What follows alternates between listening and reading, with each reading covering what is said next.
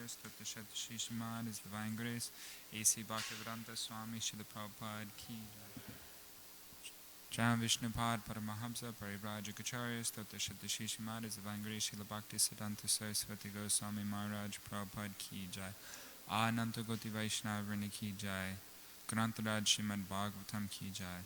Sankirtan Yagya Ki Jai. Gaura Premanandi. Haribo. All glories to the assembled devotees. All glories to the assembled devotees. All glories to the assembled devotees. All glories to Lotus feet of Shri Guru and Shri Gauranga. All glories to Srila Prabhupada.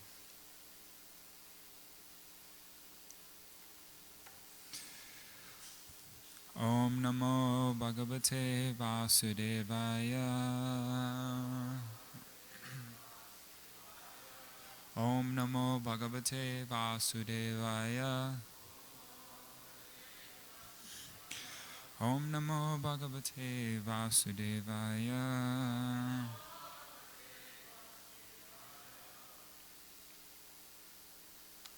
Okay. Reading from Grantaraj Srimad Bhagavatam, Canto 3, Chapter 4, Text 35. Atmanam cha Kuru Shrestha Krishnena Manasa Ikshitam Yayan Gate Bhagavate Rurudo Prema Vivalaha. Yeah. Atmanam cha Kuru Shrestha Krishnena Manasekshitam Dhyayan Gate Bhagavate Rurudo Prema Vivalaha. Atmanam cha Kuru Shrestha Krishnena Manasekshitam Dhyayan Gate Bhagavate Rurudo Prema Vivalaha. Atmanam cha Kuru Shrestha Krishnena Manasekshitam Dhyayan Gate Bhagavate Rurudo Prema Vivalaha. Please.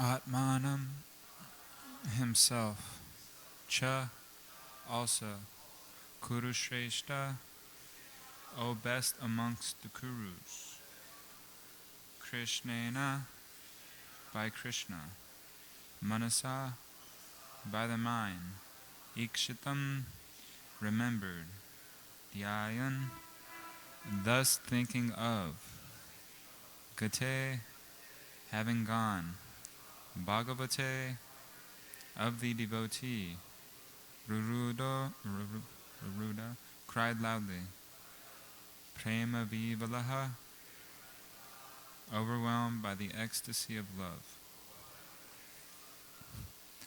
Translation, understanding that he was remembered by Lord Krishna while quitting this world, Vidura began to cry loudly, overwhelmed by the ecstasy of love. Please repeat.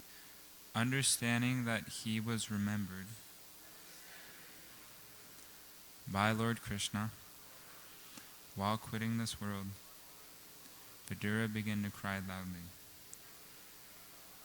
overwhelmed by the ecstasy of love. Okay, purport. Vidura was overwhelmed by the ecstasy of love when he understood that Lord Krishna, the Supreme Personality of Godhead, thought of him at the last moment.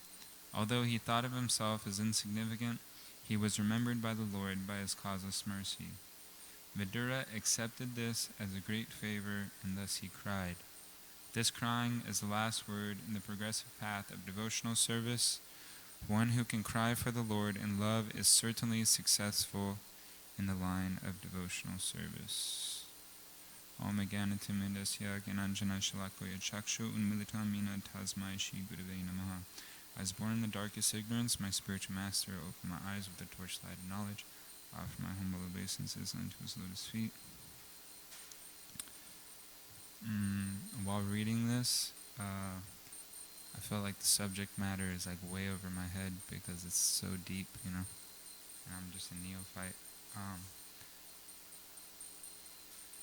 Overwhelmed by the ecstasy of love, Vidura was crying because Krishna was remembering Vidura when Krishna was leaving this world. So, I'll do my best. Hare Krishna. We read over and over again in Prabhupada's books how the devotee is supposed to remember Krishna. And we're reminded again and again that this life is temporary and that we're part and parcels of Krishna. We're conditioned, we're in the material world, and we have to remember Krishna and serve Krishna. And at the final moment of this life, the final test, we should be remembering Krishna. And that's the success of life, according to our philosophy. And if one does this, then he goes back home, back to Godhead, or wherever Krishna wants to take him. Krishna says in the Bhagavad Gita, 8th chapter, Ante kale chamameva smanamukva kalevaram yaprayati samadbhavam yati nastatra samshayaha. That whoever at the end of life quits his body, remembering me, or Krishna alone, at once attains me, and of this there is no doubt. And in the purport, Prabhupada says that one should constantly, incessantly chant the Hare Krishna Maha Mantra. And this was given by Lord Chaitanya. And I remember reading, I think it's in Harinam Chintamani, if I'm not mistaken. But this word constantly, incessantly, doesn't necessarily mean like every moment of every day, 365 days a year for the rest of your life. If you can do that, then great. If you can actually come to that standard, amazing. But who's that? I don't think I've met one person who's doing that. But constantly means steadily, every day for a fixed number of time that you're chanting the Maha Mantra. And this is the best way to remember Krishna. Prabhupada says this here. It's the best way to remember Krishna, so you can prepare, so at the end of this life, you can go back to Krishna. And he continues to say that Lord Chaitanya has advised that while chanting, one should be as tolerant as a tree. And he says that there may be so many impediments for a person who is chanting the Maha Mantra. Nonetheless, tolerating all these impediments, one should continue to chant. And we read in the 9th chapter where Krishna, he states that even if one commits the most abominable action, if he is engaged in devotional service, he is to be considered saintly because he's properly situated in his determination. So even though there may be impediments on the path of devotional service, one should not get overwhelmed by grief or discouraged. This is a very encouraging process because all you have to do is just continue. Even if you slip up here and there or you lose control of your mind here and there, it's inevitable. We're in the material world. We have so many conditionings. But the fact of the matter is there's no rectification except for continuing devotional service. And I remember hearing a class where Radhanath Swami was talking about this point. And he was saying that one should not look down upon or criticize those devotees who actually have, fell into difficulty, even, to the point of breaking regular principles or being lost in Maya or whatever. Because he was describing that once one begins the process of bhakti, Krishna is personally taking care of that person. And he's guiding that person, bringing him back to his lotus feet in the spiritual world. So, in the scale of eternity, even in one of Lord Brahma's, how many lifetimes do we have in one of Lord Brahma's day?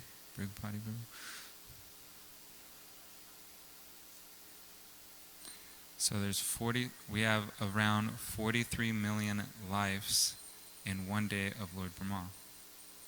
43 million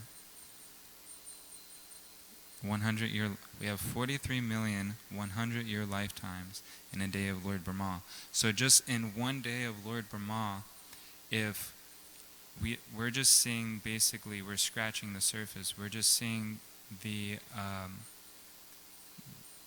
very, the very immediate situation in front of us.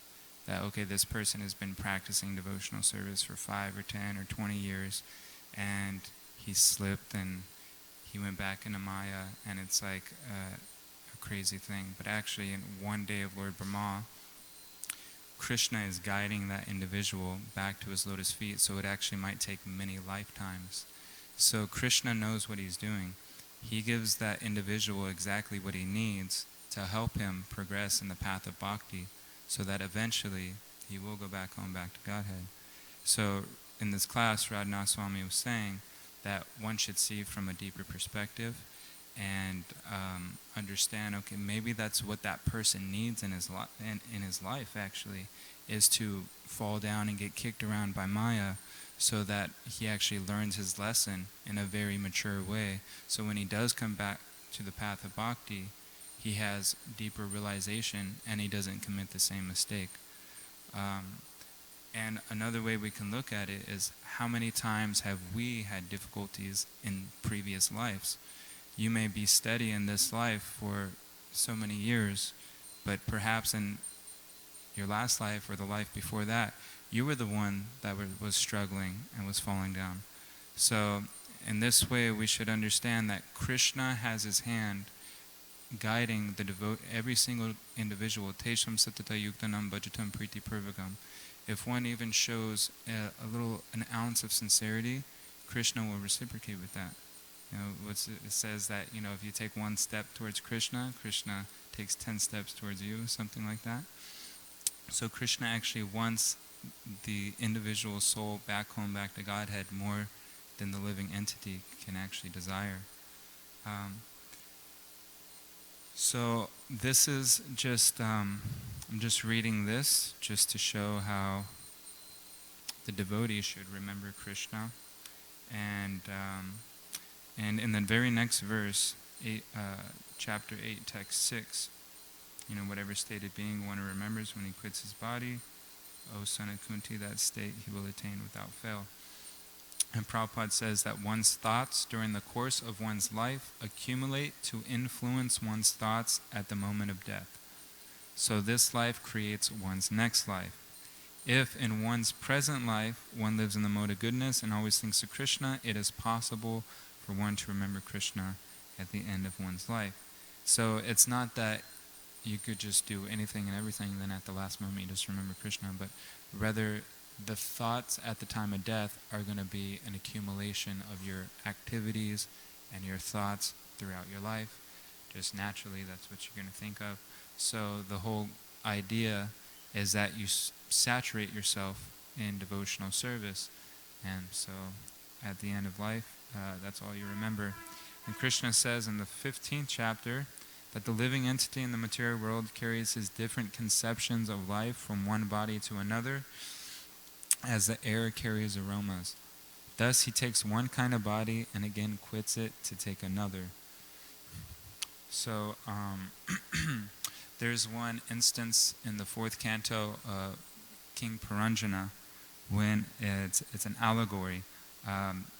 Puranjana represents the living entity, and Puranjana was actually, he was basically in Maya, and he was very attached to women and sex life, and because of this, at the end of his life, the heir of his life, or his consciousness, thought of his wife, thought of the woman that he was having relationships with, and because of that, the heir of his life passed on to a woman body in his next life.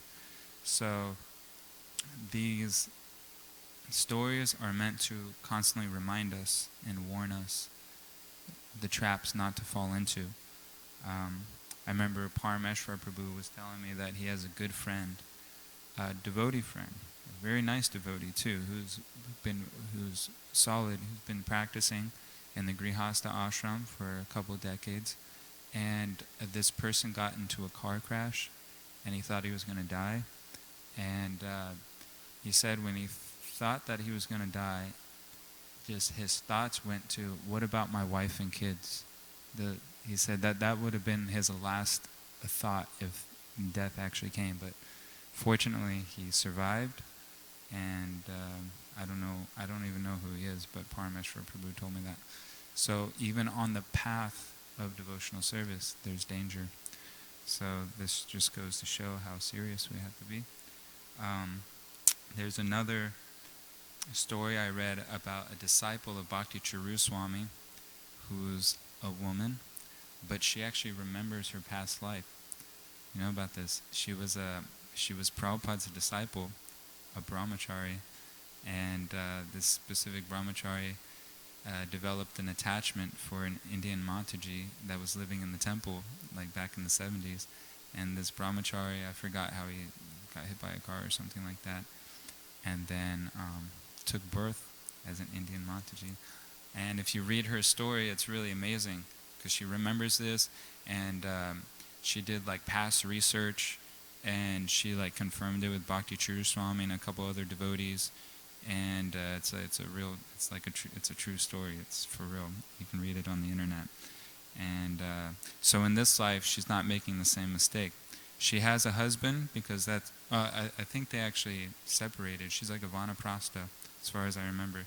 She had a husband, but she didn't want to have any kids because she didn't want to get entangled, because she learned her lesson in her past life. And then they separated, and now she's like a vanaprastha or something like that.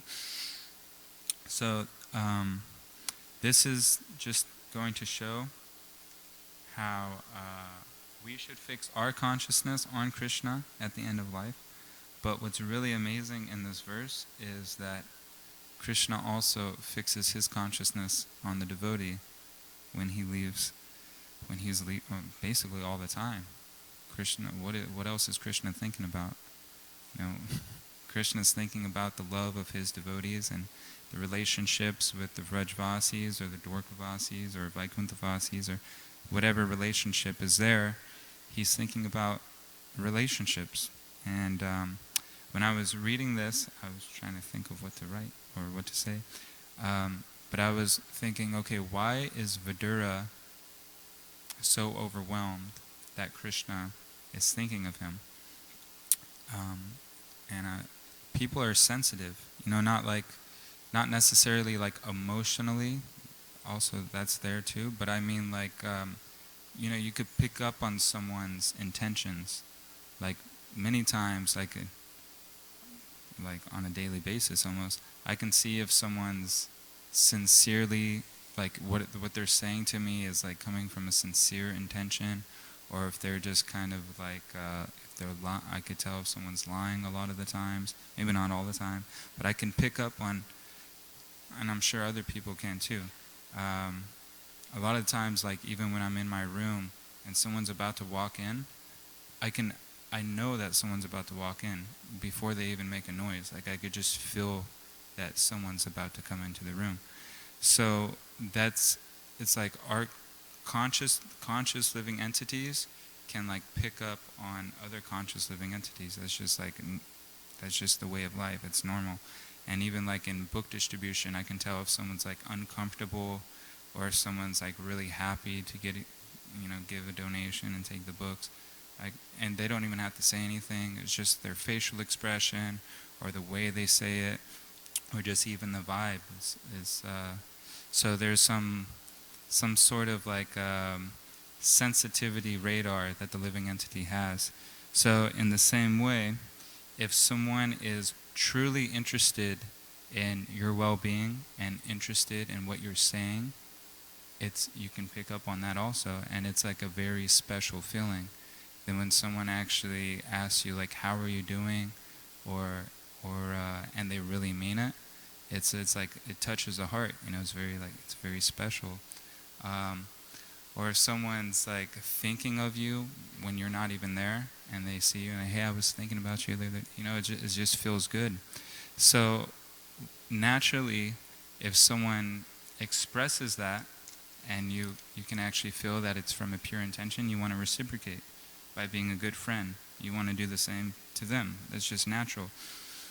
So who's the best friend of every living entity? It's Krishna.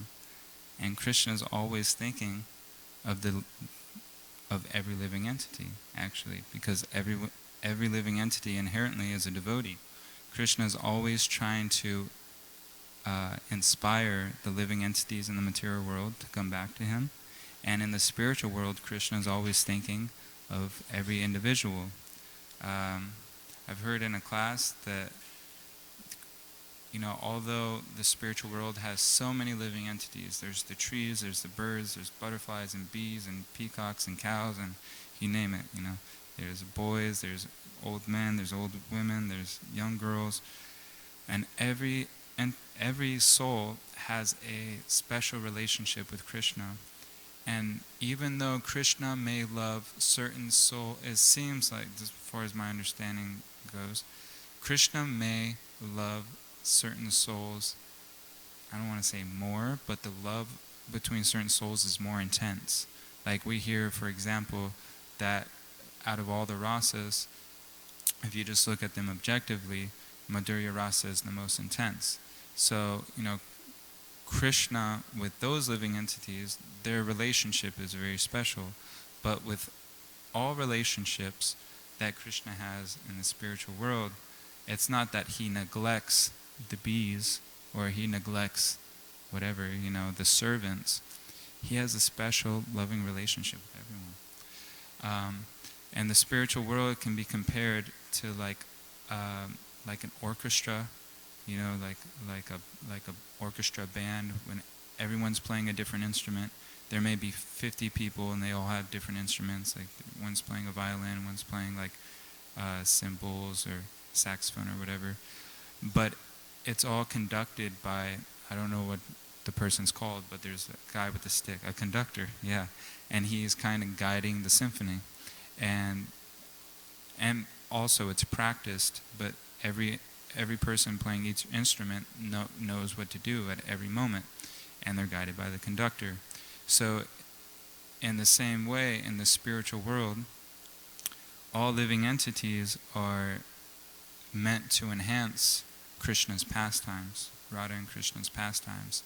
And everything that exists and goes on there, it's like an orchestra, everyone has their own individual relationship with Krishna, their own service, their own mood, their own mentality, their own personality, and it's orchestrated in such a way to bring Radha and Krishna pleasure.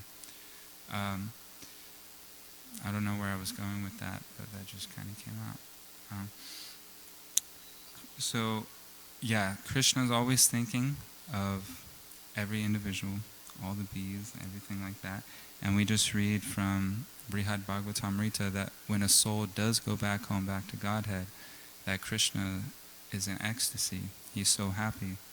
So, bringing it back to this example, that if a friend, someone with good intentions, really cares about what you're saying, really wants to hear how you're doing, and is thinking of you, imagine such a friend, but you just treating them like trash, not thinking about him, not reciprocating with him or her.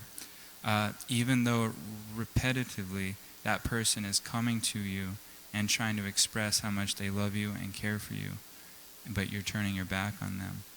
I would feel so ashamed of myself if I did that. I would feel so bad. But factually, that's what the living entities are doing here in the material world. Krishna is always trying to, first of all, he's giving us everything. Imagine, just to bring it home a little bit so you can understand, just imagine your mother. Your mother loves you, cares for you, is giving you everything as a kid, giving you shelter and but imagine just, I don't want anything to do with you, just neglecting her. What a horrible person. So we should understand that if we're conditioned living entities and we've been in this life and we've been in this world for many lifetimes, that's what we've been doing to Krishna. And it's just recently, within the past 10, 20, 30, or 40, 50 years, that we started to kind of reciprocate a little bit, at least. I remember Gaur Govinda Maharaj,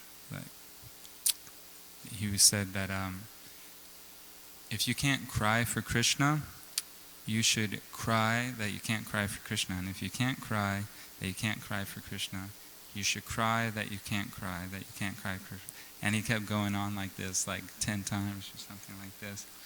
And there was an interviewer, like a TV, radio or television interviewer, who came to visit a temple with Maharaj there, Gaur Govinda Maharaj. And this interviewer asked him, what is your society or your temple, what are they teaching people? So you would think, if they asked me that, you would say, we're not the body, and Krishna is the Supreme Personality of Godhead, but he simply said, we're teaching people how to cry. If you come to our temple, we'll teach you just how to cry. And that's all he said. That was like the end of the interview. But according to the advancement in Krishna consciousness, I can't understand what Vidura is experiencing. I'm definitely not a pure devotee. So his relationship with Krishna is inconceivable to me. Vidura was overwhelmed by the ecstasy of love when he understood that Lord Krishna, the Supreme Personality of Godhead, thought of him at the last moment. Although he thought of himself as insignificant, he was remembered by the Lord by his causeless mercy. So how is it that a pure devotee thinks of himself as insignificant? Or like Krishnadas Kaviraj Goswami in Chaitanya Charitamrita, he thinks himself lower than the worm and stool, more sinful than Jagai and Madai. And this is inconceivable. But I heard one analogy that the reason why pure devotees feel like this is because love of Krishna is, you cannot reach the bar of it. You can have infinite love for Krishna. Even pure devotees in Golok Vrindavan who have Krishna Prema, they can actually have more love for Krishna. It can increase more and more, infinitely. So even the pure devotees are feeling that they're insignificant or the most fallen, because even though they have Krishna prema, they can have much more. And because of that, from where they are now, where the love of Krishna they have at the present, because they can have more, they're feeling themselves so fallen. Why do I only have a little bit? I've cried a few times, but it wasn't out of pure love for Krishna. It was more, as a practicing devotee, obviously I've cried many times in this life as a little kid and everything. But even on the path of bhakti, I've cried quite a few times. But it was more or less out of frustration, because I'm trying to get free from material attachments, and because I'm so attached to this material world, and I'm trying to sever those attachments, it could sometimes be overwhelming. I remember, I think I told this story before, but when I first cut my dreadlocks off when I was a brand new bhakta, I think I cried like 4 or 5 times. I cried right after it happened, and then a couple days later, I remember I went behind the life membership office here. I just cried for like a half hour. And the reason, I was just thinking, okay, like I'm actually doing this. Like, okay, I'm done with all the stuff like I used to do. I'm giving this material life up, and I'm going for Krishna. This is what I'm doing, and it's hard. It's not it's not an easy thing. And I remember my first time on book distribution, or traveling book distribution, I just became so overwhelmed with frustration, trying to control my mind and senses, and not being able to, and having no taste in the holy name, and just I'm living in a van, and I'm in some random parking lot, and just everything just kind of my whole life was crumbling right before my eyes. And I remember I went out in the parking lot and I sat on a curb and I just started crying, and people were looking at me weird, and I was getting angry. I didn't say anything to them, but I was angry and frustrated. But this is actually good. This is Krishna's purifying my consciousness. My father used to say, an analogy, he said that every rose goes through manure before it turns into a rose, but he used a different word for manure. So every rose goes through manure to become beautiful. So in the same way, every sadhaka who becomes perfect, he goes through a lot of stuff, and this is actually beautiful. And this is the path of bhakti. And that's all I have to say for now. Bhagavad Srila Prabhupada, Grantaraj Srimad Bhagavatam Ki Jai. Are there any questions or comments or corrections? Yes, please.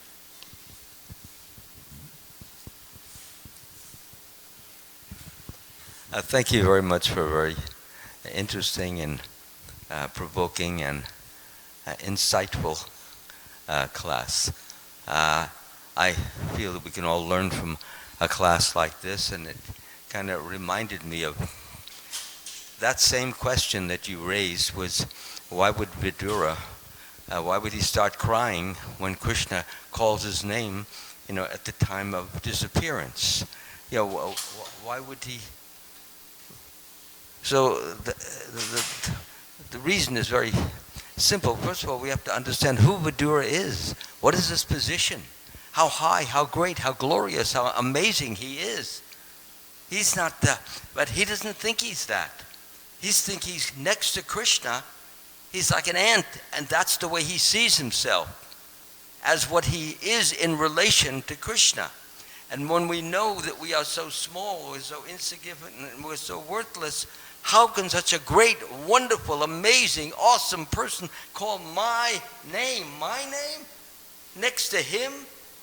Actually, I would think that he would just forget me, ignore me, disregard me, think of me as nobody and nothing, and yet here he is calling my name, me, little me, tiny me, insignificant me. He's calling me. And then in that understanding, we understand that how a great devotee thinks of himself in relation to Krishna.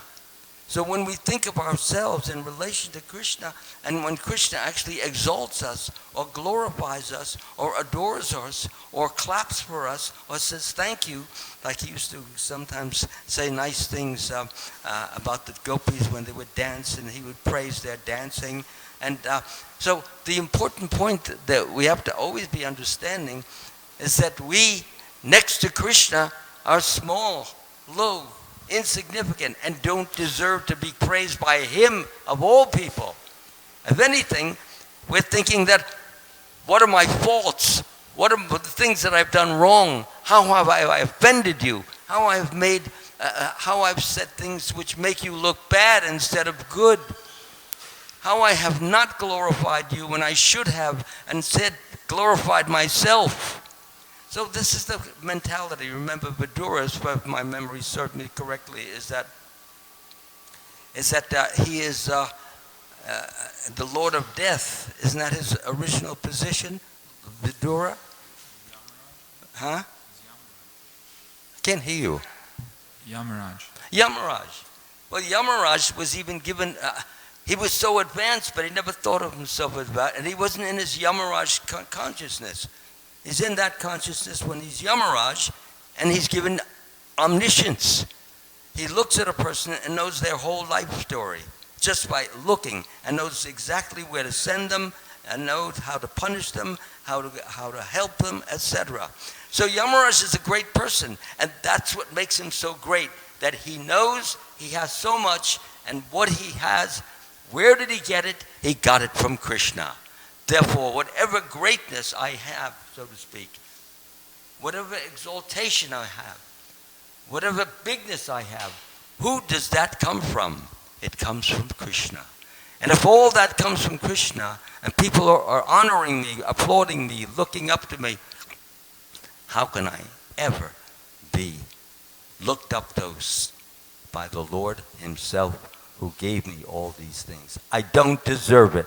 And that's the mentality of the devotee.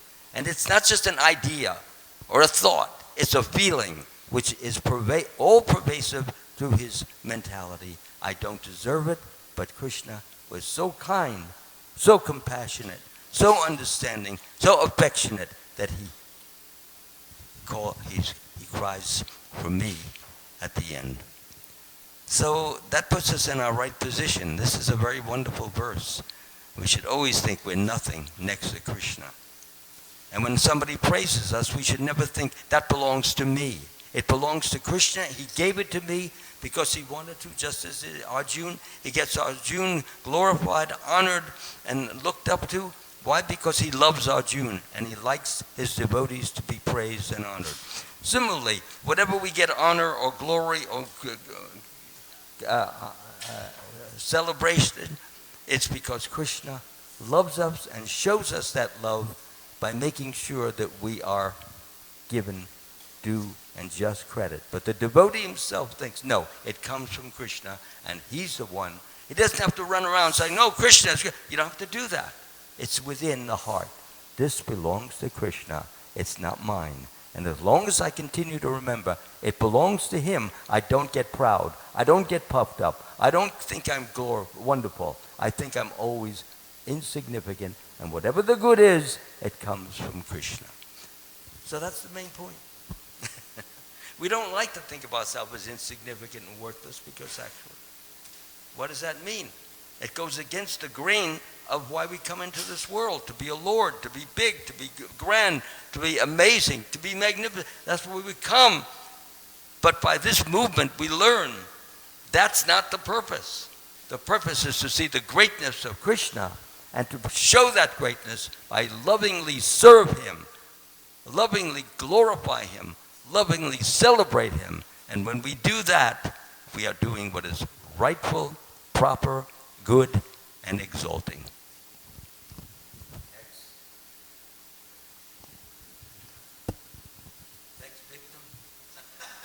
Hare Krishna.